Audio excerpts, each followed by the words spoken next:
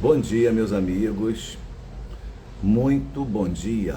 Hoje é dia 29 de agosto de 2025. Estamos juntos novamente nessa sexta-feira, iniciando a nossa conversa fraterna.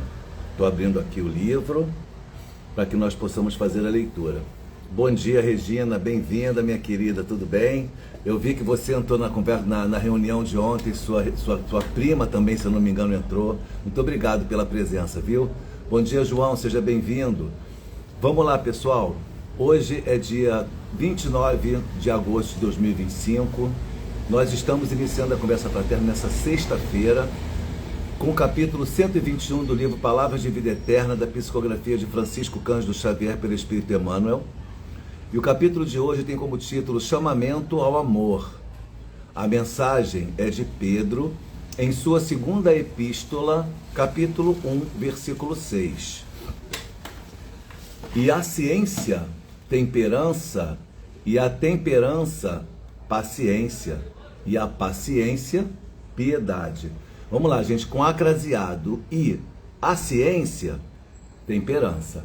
A temperança, paciência. E a paciência, piedade. Não dá para ter paciência sem ter piedade do outro. Vamos ver o que Emmanuel nos diz sobre isso. Bom dia, Verônica. Bem-vinda, minha querida. Aprender sempre, instruir-nos a brilhantar o pensamento, burilar a palavra, analisar a verdade e procurá-la, são atitudes de que, efetivamente, não podemos prescindir. Se aspirarmos ao... Não podemos prescindir se aspirarmos à obtenção do conhecimento elevado. Entretanto, milhões de talentosos obreiros da evolução terrestre, nos séculos que se foram, esposaram a cultura intelectual em sentido único e fomentaram opressões que culminaram em pavorosas guerras de extermínio. Incapazes de controlar apetites e paixões, desvairaram-se na corrida ao poder, encharcando a terra com o sangue e o pranto de quantos lhes foram vítimas de ambições desregradas. Toda a grandeza de inteligência exige moderação e equilíbrio para não desdobrar-se em devassidão e loucura. Ainda assim, a temperança e a paciência, por si só, não chegam para enaltecer o lustre do cérebro. A própria diplomacia, aliás, sempre venerável, embora resida nos cimos da suavidade e da tolerância, desculpem, pelos gestos de sobriedade e cortesia com que se manifesta, em muitos casos não é senão a arte de contemporizar com o rancor existente entre as nações, segurando calma o estopim do ódio e da belicosidade para a respectiva explosão, na época que julga oportuna as calamitosas conflagrações. O apontamento do Evangelho, no entanto, é claro e preciso. Não vale a ciência sem temperança, e toda temperança sem paciência, para ser proveitosa. Mas para que esse trio de forças se levante no campo da alma, descerrando-lhe o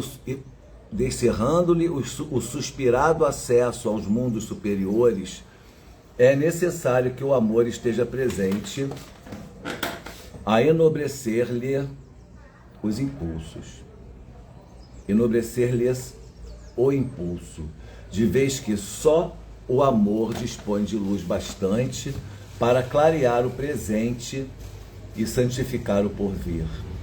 Só o amor dispõe de luz bastante para clarear o presente e santificar o porvir. Esse final me tocou. Meus amigos, capítulo 121, chamamento ao amor. E aí, Emmanuel, com muita inspiração, nos traz a possibilidade de refletir sobre as palavras de Pedro, em sua segunda carta, quando ele diz: é a ciência, e para a ciência tenhamos temperança, para a temperança tenhamos paciência, e para a paciência tenhamos piedade. Você vê que não dá para a gente ter uma coisa sem a outra. Para que eu possa aplicar a ciência, eu tenho que ter temperança, eu tenho que ter cometimento, eu tenho que ter equilíbrio, para que ela não seja nem aplicada excessivamente, nem de maneira precária, de modo que não seja eficaz o suficiente. E para que eu tenha temperança, eu tenho que ter paciência, porque a paciência é que me dá a capacidade de ter o equilíbrio, de ornamentar a temperança nas minhas atitudes, nos meus pensamentos. E para que eu tenha paciência, eu tenho que ter piedade. Porque às vezes a pessoa vem a mim afoita, vem a mim ansiosa, vem a mim atropelando tudo. Comigo, por exemplo, tenho clientes, pessoas físicas, acontece muito. O cliente está angustiado, tem um problema, é o problema dele naquele momento, é o problema mais importante do mundo, ele nem pensa se eu posso falar com ele ou não. Ele já vai atropelando e a pessoa, você percebe claramente uma ansiedade, um comportamento. E aí você precisa ter o quê? Piedade. Olha para aquela pessoa e não chama ela de egoísta, não considera que ela seja isso ou aquilo, considere que ela tenha piedade daquela pessoa, daquela alma que está em angústia, está num processo angustioso muito grande. E assim você começa a se relacionar na vida com controle, com domínio e com o equilíbrio mínimo necessário, porque eu sempre gosto de falar que ninguém é saco de pancada de ninguém, não é porque o marido está triste, chateado, angustiado, que ele pode ser um cavalo com você, não é nada disso. As pessoas têm que respeitar também, e há limites para tudo, mas a gente precisa ter paciência, a gente precisa ter piedade, a gente precisa ter certas características da personalidade e do amor, que isso nasce do amor. A temperança nasce do amor, a ciência bem aplicada nasce do amor, a paciência, sobretudo, nasce do amor, amor à vida, amor ao próximo, amor ao ser humano, respeito. E é muito interessante quando Emmanuel fala que aprender sempre, instruir-nos a brilhantar o pensamento, burilar a palavra, analisar a verdade, e procurá-las são atitudes que efetivamente não podemos prescindir.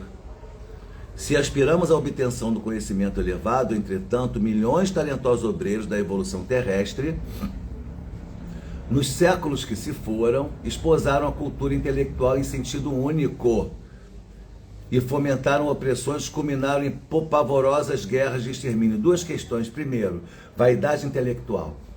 Muito cuidado com a vaidade intelectual, não é porque você tem conhecimento, não é porque você teve acesso, não é porque você compreendeu mais do que a maioria, em razão da sua capacidade, da sua inteligência e do seu acesso à cultura, que você passou a ser melhor do que o outro. E dois, não utilize essa ferramenta dominante como algo que vá fazer o mal. Você pegar o seu conhecimento, pegar seu poder, pegar seu talento, pegar suas possibilidades e transformá-las em tiranias, em condutas tiranas.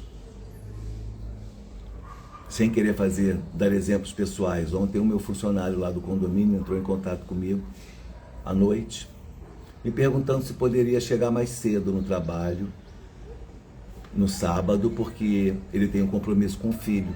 A ex-esposa tem um compromisso, ele precisa estar com o filho 2 horas mais cedo. E perguntou se poderia chegar mais cedo para sair mais cedo. É claro que existe uma rotina e ele está inserido nessa rotina e a ausência dele pode provocar um desequilíbrio naquela organização que a gente tem. Então não é simplesmente dizer não tem problema, é refletir sobre a questão. Mas onde eu entro na questão do poder, da capacidade que Deus me deu naquele momento de tomar uma decisão sobre a vida do outro, no aspecto profissional. Eu perguntei que hora que você precisa sair, tal hora. 2 horas antes somente. Aí eu posso chegar 2 horas mais cedo? Eu falei, não. Você não vai chegar 2 horas mais cedo. Você vai chegar no seu horário e você vai sair 2 horas mais cedo. Estou lhe dando essas 2 horas. Sou melhor do que alguém? Não. Mas é um rapaz que trabalha, é um rapaz que não falta, é um rapaz que é pontual, é um rapaz que faz um trabalho bem feito. Ele merece esse prestígio. Sentindo-se prestigiado pelo patrão, ele será um melhor funcionário. E qual é a diferença entre 2 horas para mais ou 2 horas para menos? Eu poderia dizer, chegue mais cedo 2 horas e saia mais cedo. Eu disse não, chegue no seu horário e saia 2 horas mais cedo, porque você merece. E assim você usa os valores que você vem tendo acesso na vida para a sua vida de relação. Você aplica o Evangelho. Você aplica o que você aprende. E é sobre isso que a gente está falando. A gente precisa controlar para que a gente possa utilizar esses nossos poderes sobre o mundo, diante das pessoas, de maneira que tenha temperança, que tenha paciência, que tenha piedade. A gente tem que controlar apetites e paixões. Alguns desvairaram-se na corrida ao poder, encharcando a terra com o sangue e o pranto de quantos lhes foram vítimas das ambições desregradas. No nosso Ocidente, nós temos uma história, é só você ler a história do Ocidente, da construção da humanidade no Ocidente, você vai ver como nós fomos construídos a partir de guerras, de domínios, de dor, de sofrimento. A própria América do Sul, um dos maiores genocídios já imaginados na história do planeta Terra e que é pouquíssimo falado, é o genocídio indígena aqui na nossa América do Sul. Só no Brasil, quando o Brasil foi invadido, segundo Darcy Ribeiro, nós tínhamos aproximadamente 6 milhões de componentes dos povos originários. 6 milhões há 400 anos. 450, né? 6 milhões. Hoje nós temos, se nós tivermos 1 milhão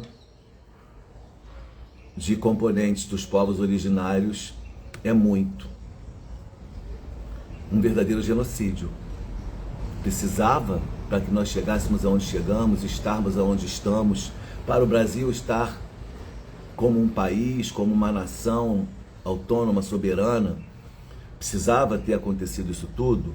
Eu posso afirmar para vocês, sem medo de ser feliz, que não. Não precisava. Por que isso aconteceu, Alexandre? Justamente porque os homens foram incapazes de controlar seus apetites e paixões, desvairaram-se na corrida ao poder, encharcando a terra com o sangue e o pranto de quantos lhes foram vítimas das ambições desregradas. Toda a grandeza da inteligência exige moderação. Sabe por que Emmanuel tem propriedade, lugar de fala para falar isso aqui que ele está falando? Porque Emmanuel encarnou a personalidade do Padre Manuel da Nóbrega.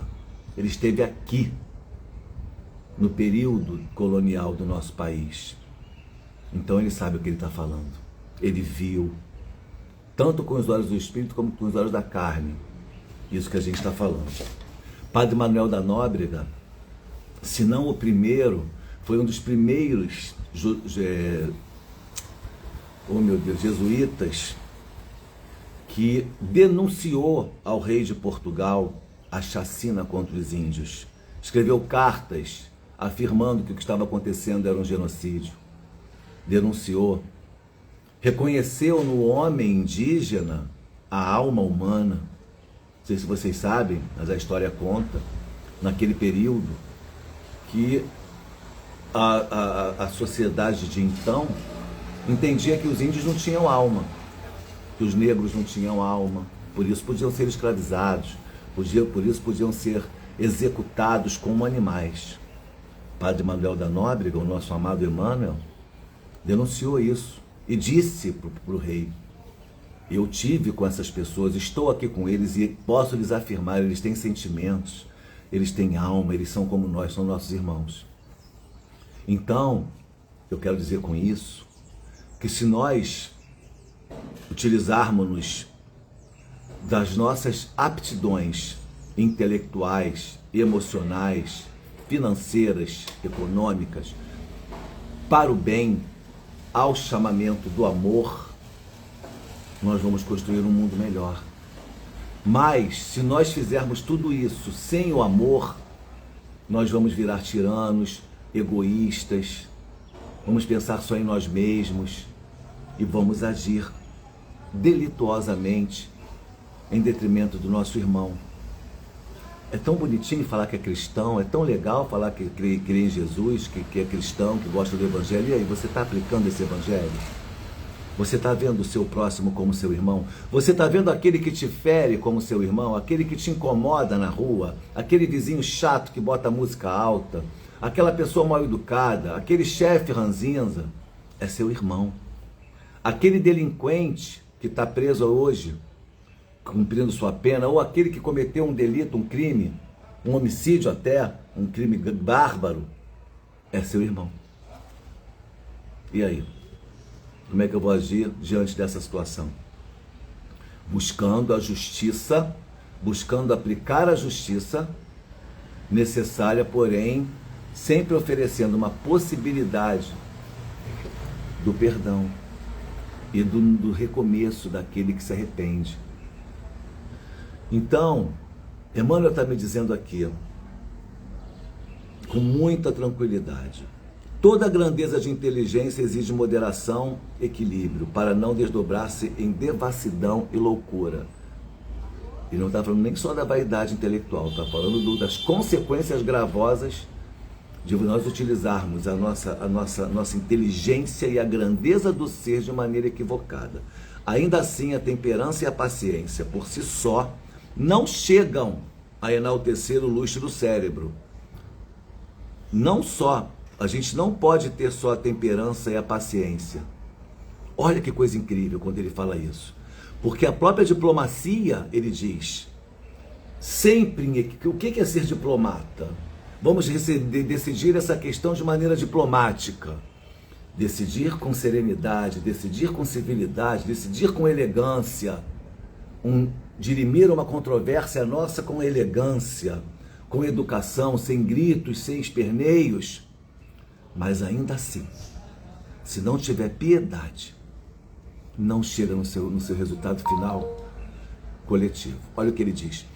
A própria diplomacia, aliás, sempre venerável, embora resida nos cimos da suavidade e da tolerância, pelos gestos de sobriedade e cortesia com que se manifesta, em muitos casos não é senão a arte de contemporizar com o rancor existente entre as nações, segurando calma o estopim do ódio e da belicosidade para a respectiva explosão, na época que julga oportuna as calamitosas conflagrações. O apontamento do Evangelho, no entanto, é claro e preciso. Se você aplicar a diplomacia sem a essência do amor, vai ficar desse jeito, vai só adiar a guerra. Aplicando o Evangelho, as coisas podem mudar. Não vale a ciência sem temperança, e toda temperança pede paciência para ser proveitosa, mas para que esse trio de forças se levante no campo da alma, descerrando-lhe o suspirado acesso ao mundo superiores, é necessário que o amor esteja presente, a enobrecer-lhes o impulso, de vez que só o amor dispõe de luz bastante para clarear o presente e santificar o porvir. Meus amigos, minhas amigas, ficamos por aqui dessa reflexão, imaginando que possamos fazer ao longo da nossa vida, com todos os talentos, todas as possibilidades. Como é que eu posso enaltecer com sentimentos nobres as minhas oportunidades nessa vida?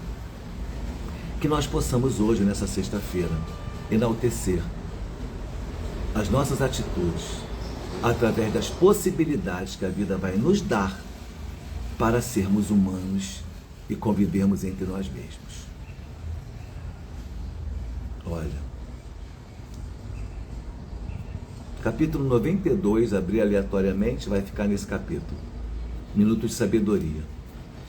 Você, que é enfermeira, ame os doentes que a procuram e que lhe foram confiados como se fossem seus próprios filhos e irmãos. Sua missão é grandiosa e sublime, embora difícil e espinhosa. Não se irrite jamais. Os enfermos são exigentes porque sentem mais necessidade de carinho do que as pessoas sadias. Seu carinho lhes apressará a cura, mais do que qualquer outro remédio. Aí você vai me perguntar, ué, mas o que tem a ver a enfermeira com a nossa conversa? Tudo a ver. Todos nós somos enfermeiros uns dos outros. Todos nós somos doentes uns dos outros. Todos nós temos algo para oferecer ao outro, para ajudá-lo a se curar. E todos nós também precisamos do outro para a nossa autocura. Então que nós possamos ser enfermeiros de alma. Jesus não é o médico dos médicos, os médicos das almas. Sejamos enfermeiros de almas, ajudando o outro a se equilibrar e buscando também essa cura através das relações que nós podemos ter uns com os outros. Eu desejo um ótimo dia para vocês, uma sexta-feira de muita luz, paz e bem, e até a próxima, se Deus quiser.